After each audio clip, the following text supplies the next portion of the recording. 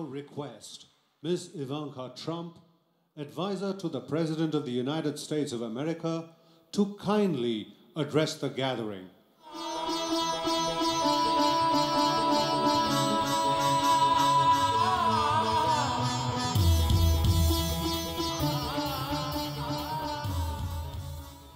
Hello, everyone.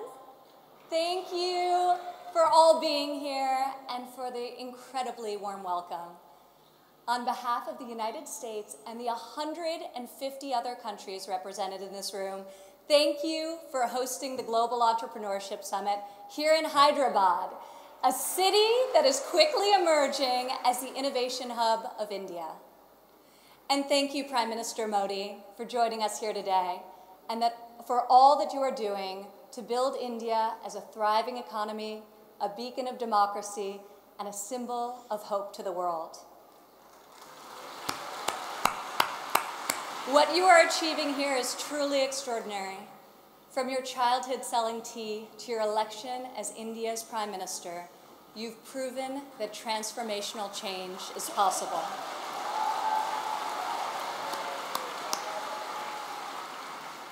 And now you are bringing that promise to hundreds of millions of people across your country. Thank you. To the people of India, I want to congratulate you as you celebrate the 70th anniversary of your independence. You are celebrating it as the world's largest democracies and one of the fastest growing economies on earth.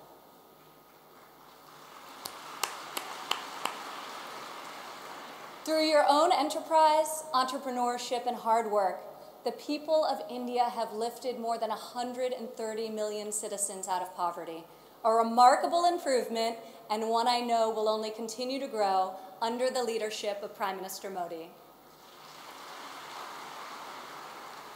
All of you are helping India's middle class reach its goal of nearly 500 million people by 2030. You have opened new universities across the country. Your doctors and scientists are discovering medical cures and life-saving technologies. Your engineers and your architects have built modern wonders that grace your skies. And Indian spacecraft have traveled to the moon and to Mars. The people of India inspire us all.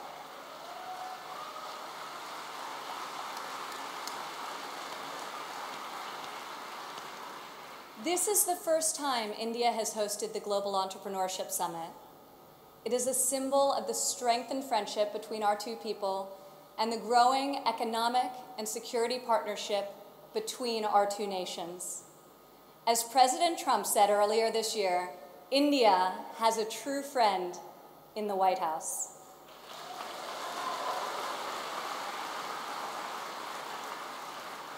I would like to thank the State Department for co-hosting this incredible gathering.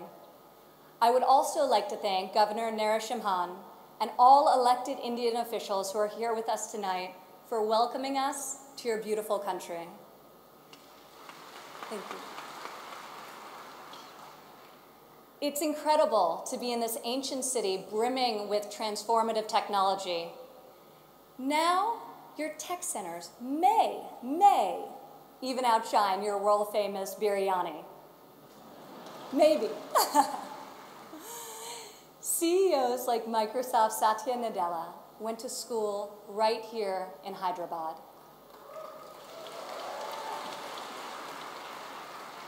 Just a few kilometers away, T-Hub's brand new facility is set to open next year and will become the largest incubator in Asia.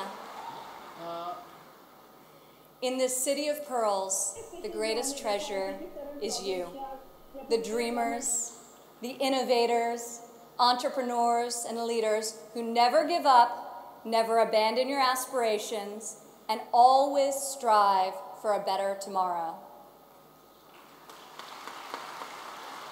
Today, we come together to celebrate what is happening here in India, what is happening in the United States and all over the world. Entrepreneurs are revolutionizing our economies and improving our societies. You are rewriting the rules.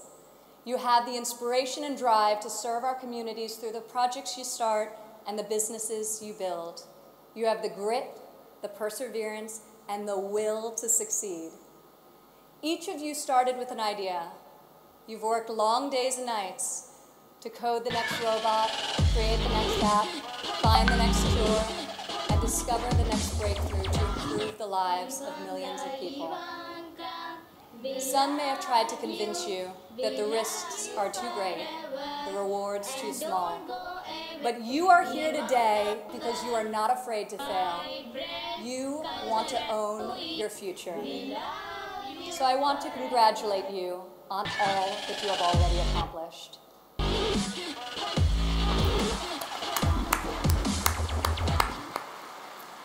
And I especially want to congratulate the women entrepreneurs here with us today.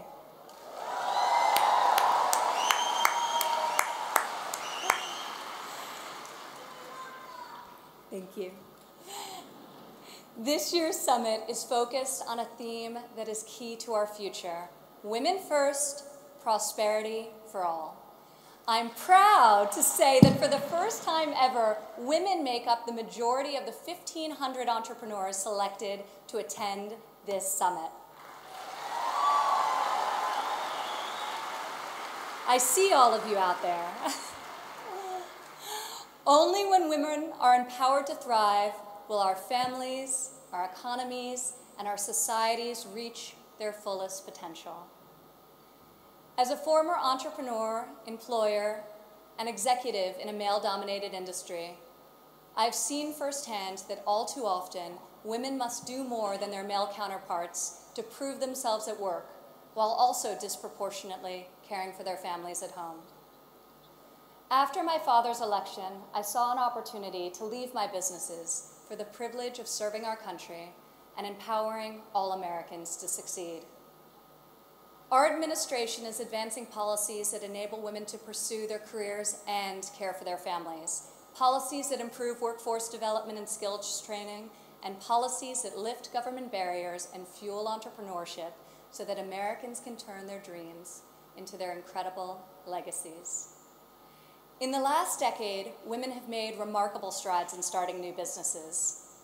Globally, between 2014 and 2016, entrepreneurship activity amongst women has increased by 10%.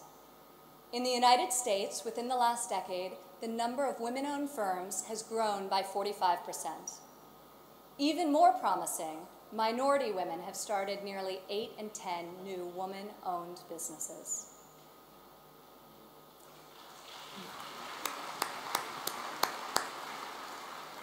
Today, more than 11 million women in the United States own businesses. They employ nearly 9 million workers and generate over $1 trillion in revenue.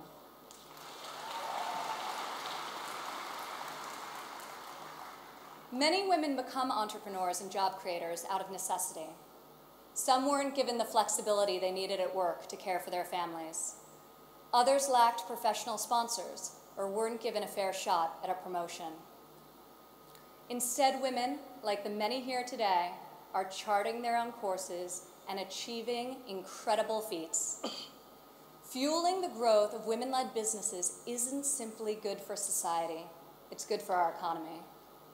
One study estimates that closing the gender entrepreneurship gap worldwide could grow our global GDP by as much as 2%. The woman in this room can lead the way in closing that gap and ushering in a new era of greater prosperity.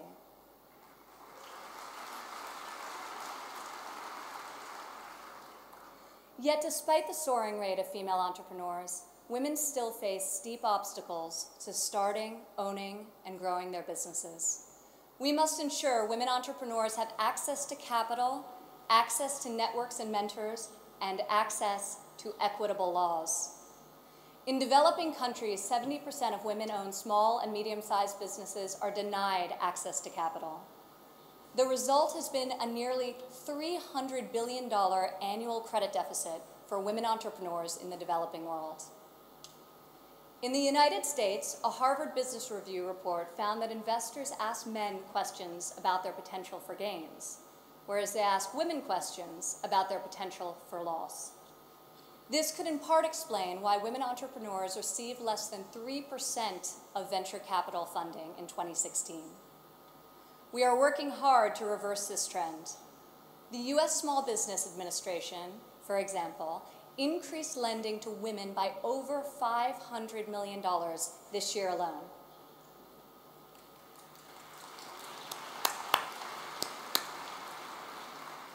When it comes to networks and mentorship, roughly half of women in the United States say they have difficulty finding a mentor.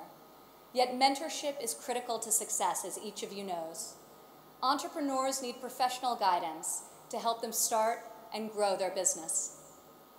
In the United States, we are fostering mentorship through programs such as SCORE, a nationwide initiative where successful men and women coach those who want to become their own CEOs.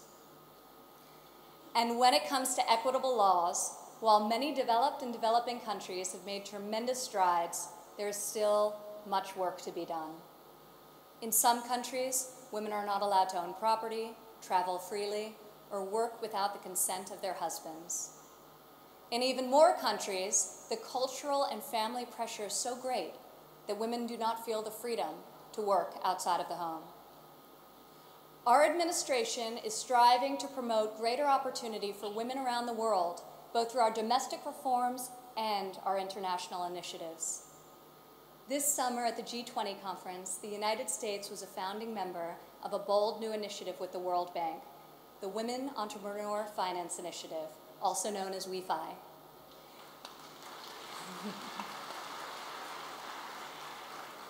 This facility provides access to capital, networks, and mentorship for women in developing countries. WEFI is the first facility to support women entrepreneurs at this scale, and we anticipate it will be able to leverage in excess of $1 billion in public and private financing. This facility also seeks to address the legal and regulatory barriers that limit opportunities for women entrepreneurs. In the last decade, USAID has promoted women's entrepreneurship through a number of programs, including providing microfinance loans to women in Afghanistan and bringing internet access to women in Nigeria and Kenya. USAID Administrator Mark Green is here with us today. Where are you, Mark? Thank you, Mark. I want to thank Mark and the entire U.S. delegation for their tireless work to improve the lives of millions, both domestically and abroad.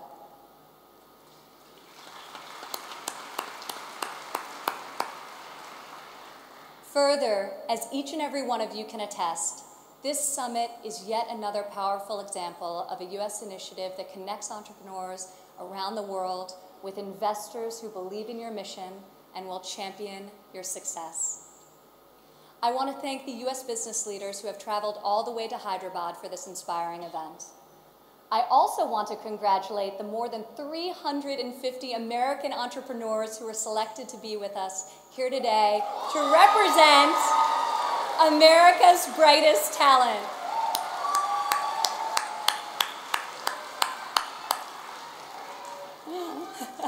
Today, more than 11 million women in the United States own businesses. I think I found your section. Employ nearly 9 million workers and generate over $1 trillion. Today, at home, 11 million our administration is committed to empowering women entrepreneurs through domestic reforms. In the past 11 months, we've expanded apprenticeship programs and prioritized STEM education to ensure that women and men have more opportunities to master the skills that drive progress in the 21st century. We have dramatically reduced job-crushing regulations, which disproportionately hurt entrepreneurs and small business owners. And we are laser-focused on passing long-overdue tax cuts. This will provide much-needed relief to working families and to businesses of all sizes. Also this year, for the first time ever, the President's budget included a proposal to establish a nationwide program for paid family leave. We are committed to supporting women and men who work both inside and outside of the home.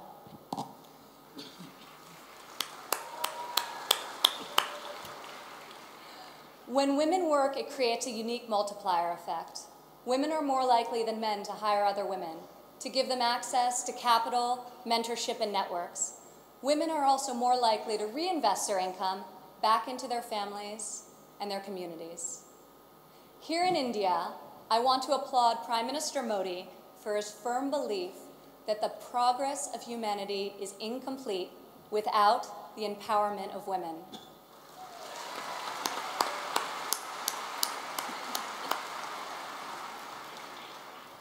Just consider, if India closes the labor force gender gap by half, your economy could grow by over $150 billion in the next 3 years. As we kick off this 3-day summit, I encourage everyone here to come together, learn from each other, and find new ways to lift barriers in our society so that women are free to innovate, empowered to succeed, and able to leave our children a brighter future. As we strive for change, we must never forget that the best hope for our future is far greater than any single government policy. The source of our success is found in the spirit, the drive, and the talent of our people. Here with us today from San Francisco is Dara Dotz. Dara spent over a decade working in underserved communities around the world. She witnessed firsthand that many times people need very simple items: a bucket for carrying water, a splint to treat an injury, a part to fix a generator. Dara co-founded Field Ready to provide life-saving supplies through 3D printing.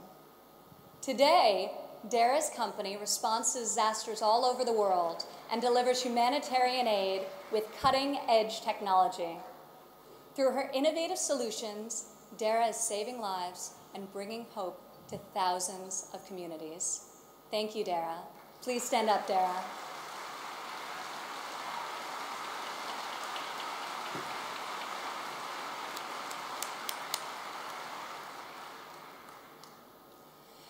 Rajlakshmi Bhartakar joins us from Bangalore, India.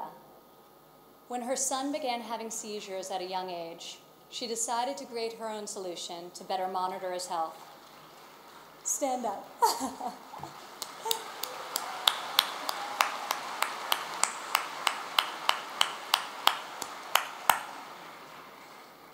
She invented a smart glove that predicts, manages, and detects different diseases and disorders using artificial intelligence.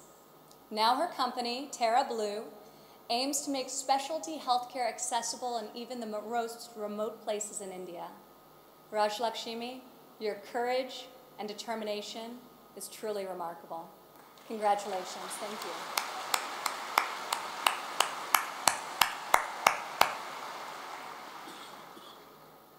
Also here with us today is Rayan Karmalova from Azerbaijan. Rayan, please stand up.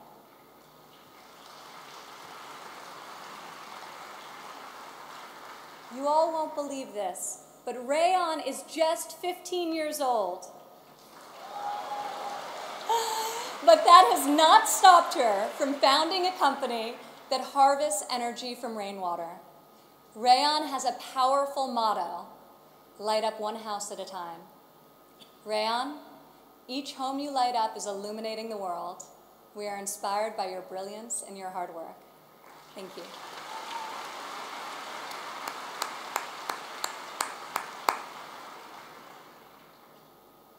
These women represent the vision, the ambition, the grit of every entrepreneur here today. You are saving lives, creating jobs, and bringing hope to our communities. You are transforming our societies one business and one customer at a time. You prove to the world that we have the power to rise above the challenges of our day and to pioneer new pathways forward and to leave our mark on this moment in history. Just think about how much better the world would be if all of us, men and women, are empowered to dream big, aim high, and work together towards a more just and prosperous future.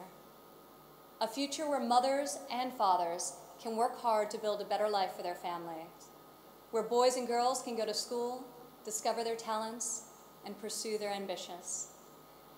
and where people of all nations can live and work together in dignity and in peace. This is the future we can, will, and must build together. And this is the promise of the visionaries gathered in this room today. Thank you.